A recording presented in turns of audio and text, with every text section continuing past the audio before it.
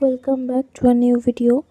আমি সচরাচর shorts post করি না, তাও আজকে করে দিলাম একটা শর্টস পোস্ট।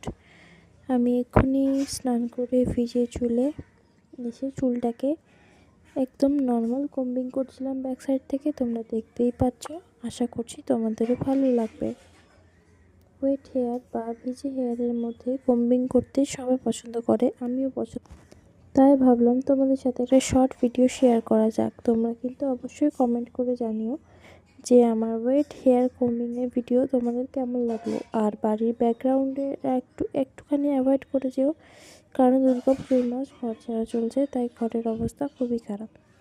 তো চলো তোমরা দেখতে থাকো আমার ওয়েট হেয়ারের কম্বিং তোমাদের কেমন লাগে জানিও। অ্যান্ড সবার শেষে আমার তরফ থেকে তোমাদের জন্য একটা টিপস থাকলো, কোনো সময় স্নান করে বা শাওয়ার নেওয়ার পর ওয়েট হেয়ারে কোনো সময় কম্বিং তোমরা করবে না, এতে চুলের কিন্তু এক্সট্রা বেশি ক্ষতি হয়। আর আমারও চুলে ক্ষতি হয়ে থাকে। তো তোমরা ওয়েট হেয়ারটাকে ড্রাই করে নেবে, ব্লো ড্রাই করে ড্রায়ারের সাহায্যে, তারপরেই কম্বিং করবে।